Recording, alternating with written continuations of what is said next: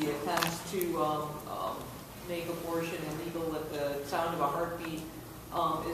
Is your victory last night going to help the Democrats in the Assembly push those things out? Well, the General Assembly caucus, the Democrats in the General Assembly, there are many like I who support the right to carry a concealed weapon and those kinds of issues. But with regard to a woman's right to control her own body, the so-called personhood amendment, I mean, if the thing can't pass in Mississippi, how do you think it's going to do in Ohio?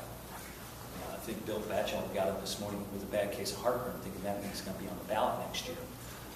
So I'll let them straighten that out. He's got problems on the right side of the room. I don't believe that amendment will come to the ballot because of the impact it could have on the electorate next year in a national election where all eyes are oftentimes on Ohio. But I'm delighted at the prospect of a Mike Duffy, a moderate from Franklin County, having to take a position on the personhood amendment.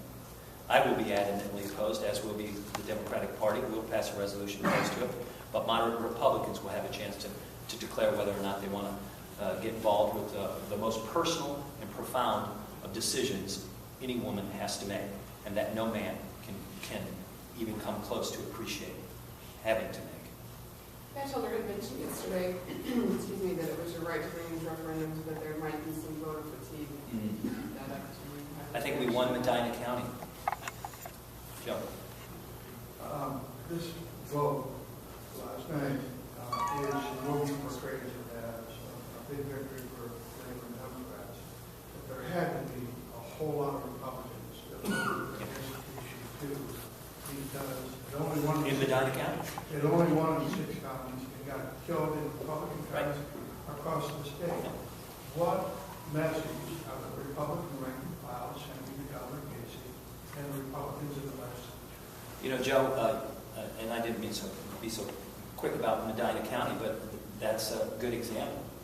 Where in the Speaker's home county, we those of us who feel deeply about this issue, were successful in repealing Senate Bill 5. In Shannon Jones's home county, the author of Senate Bill 5, her husband was defeated in a campaign for local office in a county where Issue 5 only passed about 51.8% of the vote. And I get the fact that Republicans joined our coalition. That's why there's a little pushback this morning when you open up the newspaper and say, unions win big.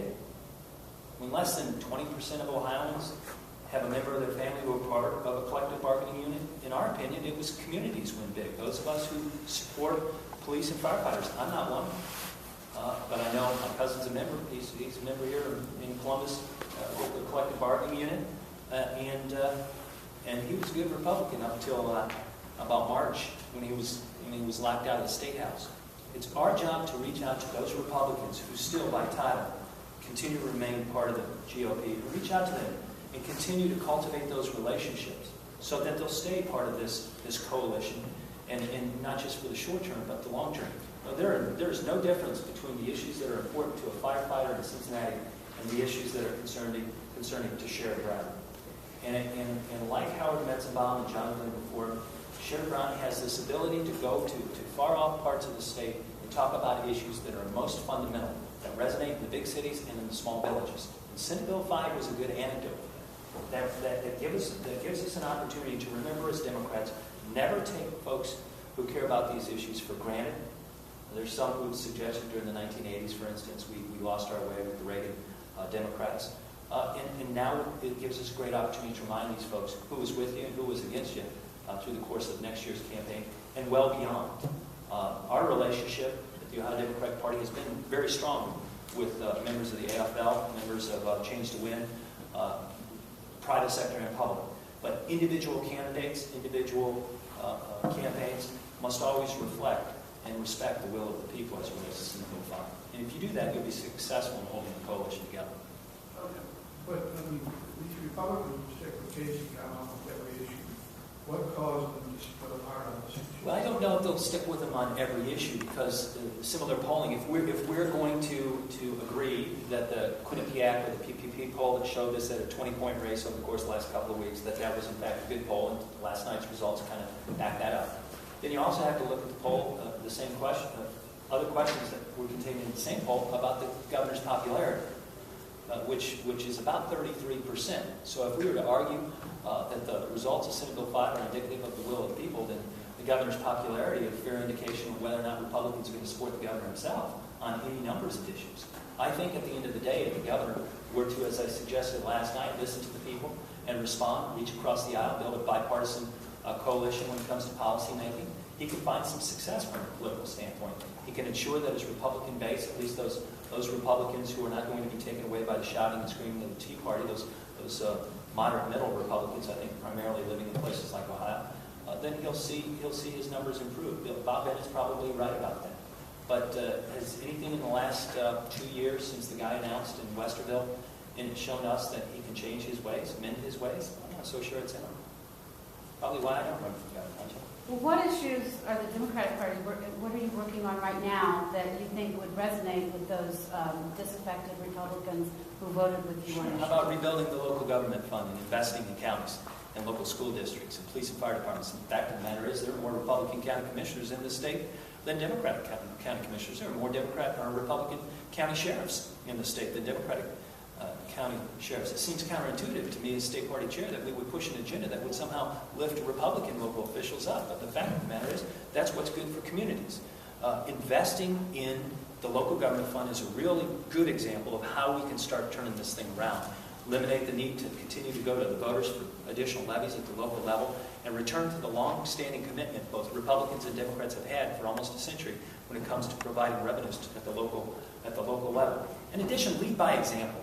You know, as somebody who has favored reducing certain taxes during the course of my legislative career, I understand that there are only so many refrigerators a really rich person can buy. Why do we keep the philosophy that we're going to somehow cut taxes and that's going to grow our economy? If you cut taxes for the middle class, they will buy a refrigerator. When you're wealthy, you already can afford it. And if you are buying bulk goods in places like Ohio, you're pushing the economy forward. We're a blue-collar manufacturing-based state. When you're buying a Whirlpool refrigerator, it makes those people in Clyde, their lives a bit stronger. Same thing with saving the American automobile industry. There are opportunities that we can work together across the aisle, and I think that the governor and the leaders in the legislature should seize those opportunities. House Bill 319, not to belabor the point, is a good example of that with congressional redistricting. There are only a handful of people who believe that Democrats deserve 4 seats out of 16 in a state of 11.5 million, where there are 1 million more registered Democrats. Those few people all are in the General Assembly, because you can't find them anywhere else.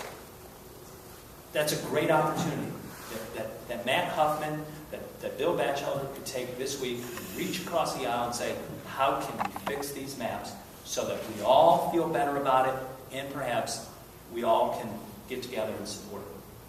It's a perfect opportunity to do just that. You kind of led into my question. How are your signature gathering efforts on the 2018? Great. Yesterday was a beautiful day, wasn't it? I mean, it was a beautiful day to collect ballot signatures at more than 500 polling locations, using more than 500 volunteers from Portsmouth to Port Clinton.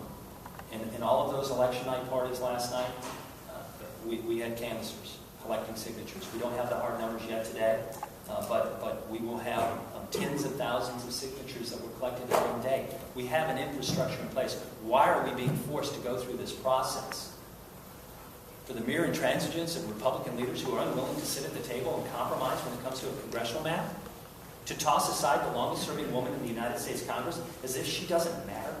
To put together a congressional district that stretches from the west side of Toledo to the west side of Cleveland, that's no wider than the size of a beach at Crane Creek State Park? Who can defend that besides those few people in the General Assembly? It's Sorry, we'll defensible. have to wrap it up there. The chairman has to that at 11:30. With Kevin DeWine.